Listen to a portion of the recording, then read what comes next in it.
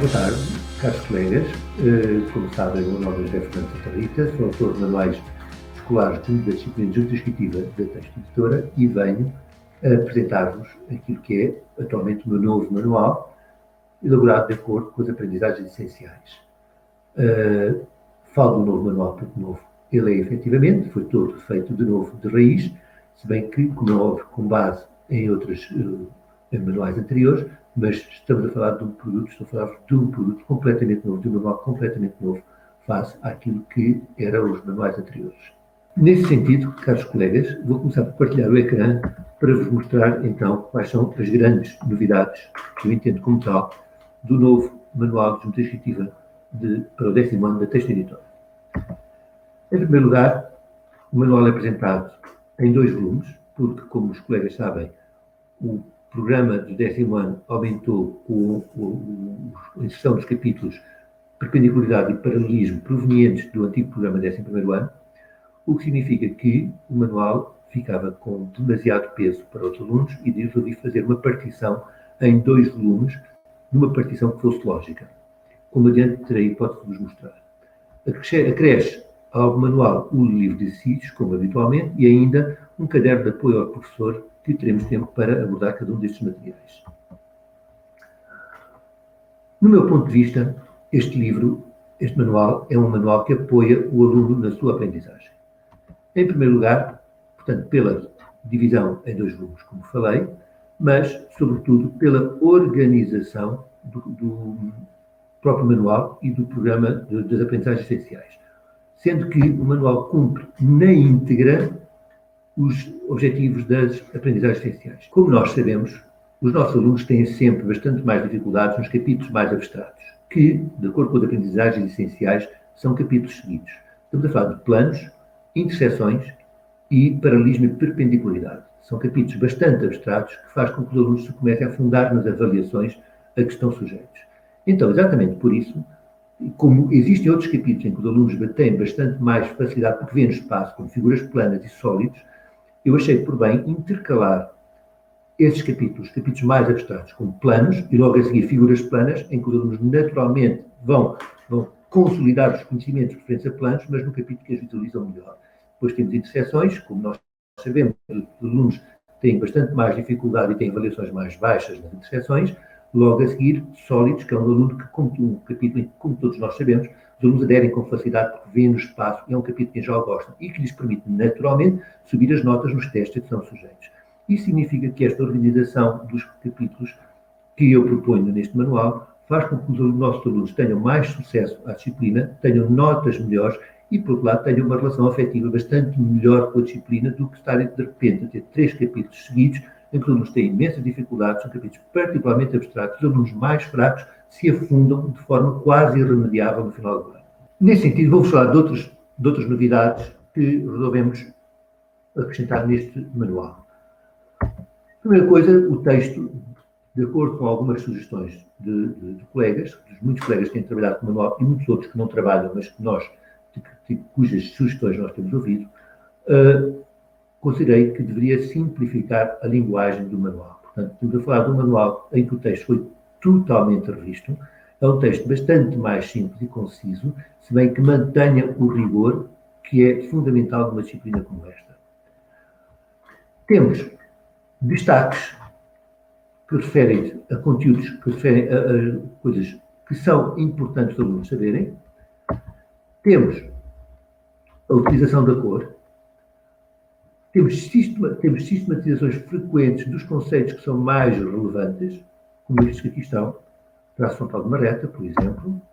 A explicação é bastante mais simples, sempre apoiada em desenhos que facilitam a compreensão do aluno e, portanto, que existe uma boa relação entre o texto e a imagem, a partir do momento que o texto foi bastante mais simplificado.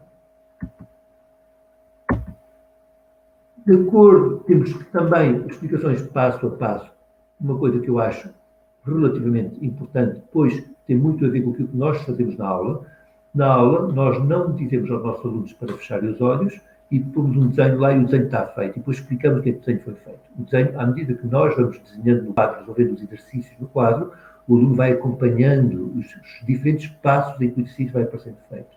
Assim sendo, considero que um manual em que o aluno deve estudar, que o aluno pode estudar para os testes e para os exames, deve ser organizado da mesma maneira, ou seja, com explicações, com desenhos passo a passo, que permitam ao aluno uma sequência lógica e mais próxima possível daquilo que nós fazemos em sala de aula. Depois, também de acordo com sugestões dos muitos colegas que têm feito chegar em relação aos manuais anteriores, que é a falta da inclusão da tripla projeção ortogonal no manual. Ora bem, na realidade, apesar das aprendizagens essenciais se referirem quase exclusivamente à representação diédrica e não à representação triédrica, achei por bem, face a essas sugestões dos colegas que têm feito chegar, incluir uma abordagem completa à tripla projeção ortogonal, respeitando as aprendizagens essenciais naquilo que, no fim de contas, é um pormenor, digamos assim, no corpo do texto das aprendizagens essenciais, mas, efetivamente, reconheço que, para muitas situações, a terceira projeção pode ser facilitadora da compreensão de alguns dos conteúdos. Assim sendo, optei por incluir uma abordagem extremamente completa da tripla projeção ortogonal e que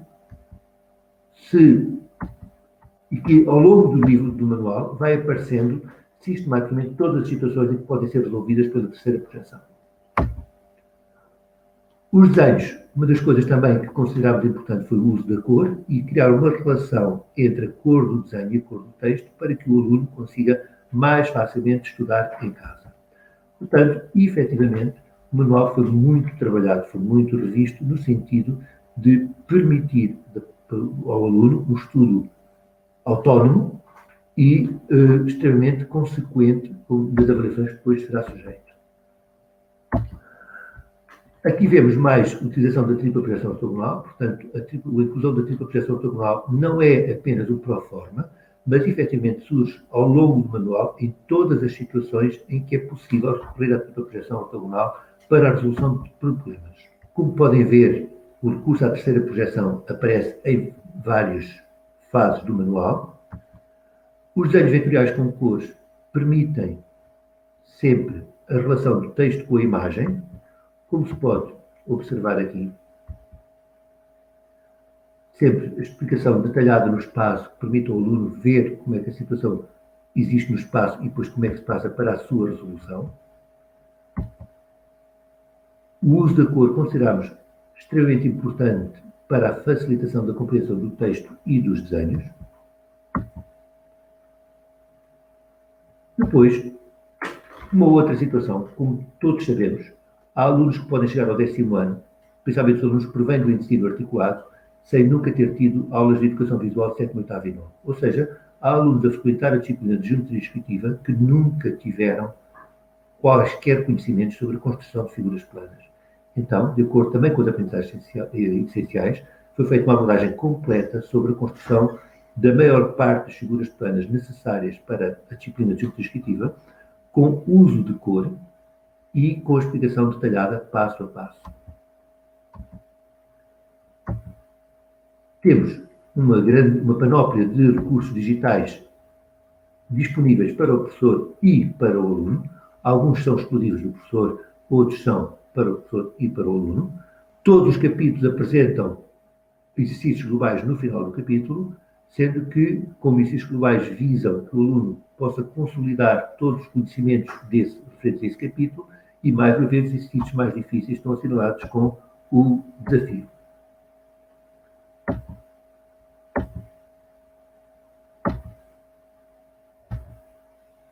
Por outro lado, uma das novidades que nós resolvemos incluir foi o acesso rápido à resolução de cada exercício através dos QR Code. O que acontece é que o aluno, com o uso do telemóvel e com o leitor do QR Code, consegue rapidamente aceder à resolução gráfica, não ao relatório explicativo do exercício. Portanto, basicamente, o aluno pode, de uma forma rápida, saber se a resolução que fez está de acordo com a resolução proposta ou não. No caso de não estar, então terá que ir consultar a resolução completa para poder ver, através do relatório, onde é que poderá ter errado. O manual é acompanhado de um livro de exercícios também organizado em rigorosa articulação horizontal com o manual, dividido no mesmo número de capítulos e subcapítulos do manual. O grau de dificuldade dos exercícios é também gradativo e, mais uma vez, os exercícios de dificuldade mais elevada estão assinalados como desafios. Num total de mais de 1.400 exercícios, todas as soluções dos exercícios estão disponíveis na aula digital e no site do projeto, se bem que também no livro de exercícios os alunos podem ter acesso imediato à resolução gráfica do exercício através dos QR codes nas diferentes páginas. No entanto, voltamos à questão de que, caso o aluno não tenha uma solução errada, não tenha uma solução correta, ou pretenda perceber melhor a resolução do exercício, poderá aceder à resolução detalhada com o relatório explicativo passo a passo, através do curso de aula digital ou ao site do projeto. Todos os relatórios de exercícios estão particularmente detalhados, em particular a partir do capítulo 5, correspondente à estrutura de correção dos exercícios dos exames. Ou seja, com uma parte dedicada àquilo que são a apresentação dos dados, ou seja, a transcrição dos dados do exercício para a folha de papel, uma outra parte referente à resolução do problema e, por fim, uma parte referente ao traçado e à expressividade aconselhada que o aluno deverá ter, no sentido de que o objeto gráfico final do exercício esteja de acordo com aquilo que são os critérios naturais da apresentação do exercício de geometria descritiva.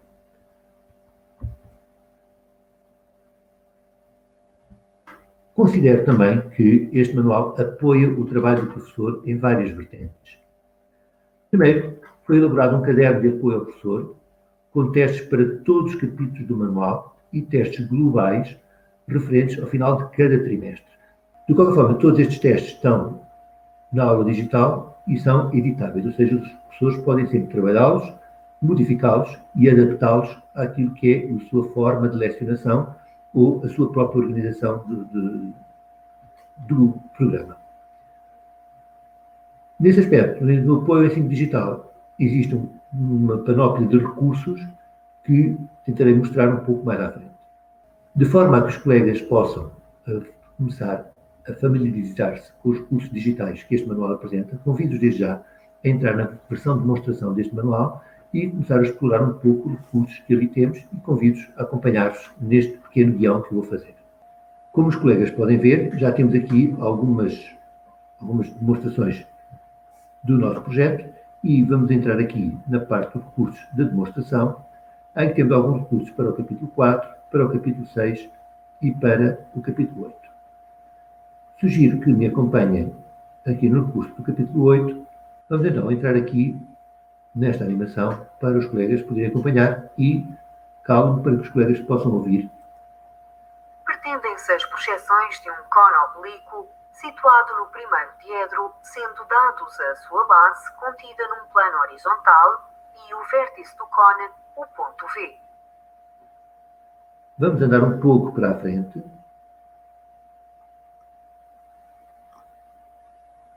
Já temos todos os elementos que nos permitirão proceder à construção das projeções do cone.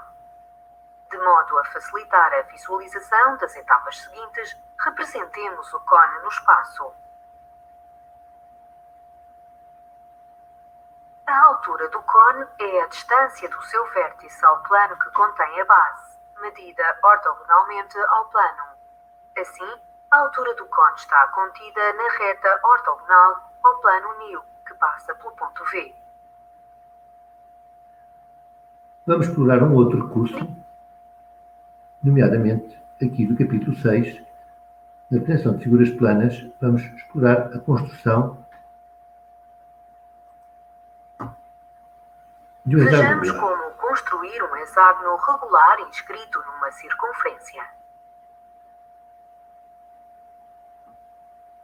Comecemos por desenhar a circunferência com centro no ponto O. Vamos avançar um pouco.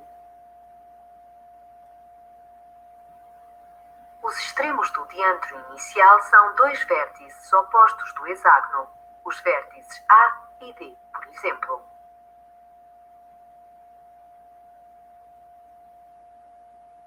Com o compasso, fazendo centro em A e raio AO, desenha-se um arco de circunferência.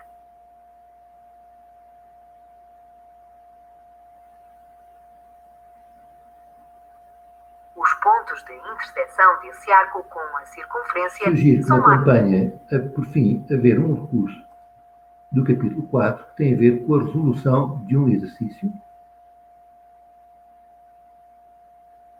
A resolução do exercício 21,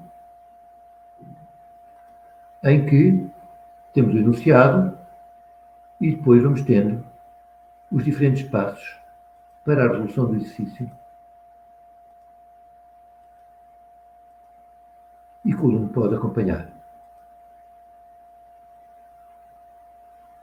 Convido-os a explorar este e outros recursos que aqui estão disponíveis e poderão eventualmente já começar a usar alguns deles ainda neste ano letivo. Assim, e como já vimos, os recursos digitais podem constituir uma mais-valia para o apoio do professor na sua aula e também por parte do aluno que possa, com o acesso a estes recursos, estudar melhor e ajudar na compreensão dos conteúdos da disciplina.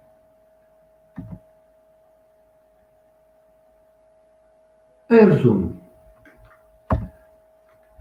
considero que a sequência de conteúdos que apresenta o meu manual é facilitadora da compreensão dos conteúdos e também ajuda ao sucesso dos alunos, que é, no fim de contas, tudo aquilo pelo qual nós trabalhamos e é o objetivo do nosso trabalho.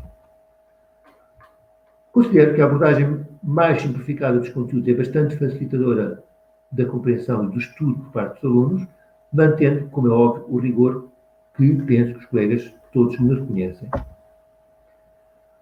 No total, estamos a falar de mais de 300 exercícios do manual, mais de 1.400 exercícios no livro de exercícios, estamos a falar de cerca de 1.700 exercícios, o que permite, mesmo que o aluno não os faça todos, permite, no fim de contas, que o aluno consiga trabalhar de forma autónoma e adquirir corretamente aquilo que são os objetivos da disciplina. Fundamental sublinhar que todos os exercícios do manual do livro de exercícios têm resolução. Não há qualquer exercício que não tenha resolução. Na verdade, enquanto autor, considero que só faz sentido apresentar um exercício ao aluno se o aluno tiver hipótese de saber se aquilo que fez está certo ou está errado. Por isso, não faz sentido, no meu ponto de vista, apresentar um exercício que não tenha uma solução que o aluno possa comparar e verificar. Por exemplo, recursos digitais que apoiam na visualização e na resolução dos exercícios e que apoiam o professor na sua aula também, a introdução de uma completa abordagem à tripla correção ortogonal, nomeadamente ao longo do manual, em todas as situações em que o recurso à tripla correção ortogonal é oportuna para a resolução dos exercícios. Assim sendo, considero que este manual vai de encontro ao perfil dos alunos desenhado nas aprendizagens essenciais que todos temos que cumprir. Toda a estrutura do manual visa a inclusão dos alunos, nomeadamente os alunos com mais dificuldades, porque, como sabemos, os alunos que têm mais facilidade da disciplina se ingram naturalmente, independentemente dos capítulos serem mais abstratos ou não, ao contrário dos alunos que têm mais dificuldades, carecem de elementos que os motivem e que lhes dêem a oportunidade de subir as suas notas. E, por fim, uma panóplia completa de conteúdos digitais para o professor trabalhar na aula, para o professor recorrer a esses conteúdos no sentido de permitir que os alunos também em casa, por si só, os possam explorar. Caros colegas, muito obrigado pelo tempo que despenderam neste pequeno momento. Espero que esta apresentação tenha suscitado alguma curiosidade para conhecerem melhor este novo projeto e, quem sabe, assim estejam connosco nas exposições presenciais que nós estamos a organizar e dinamizar ao longo do país.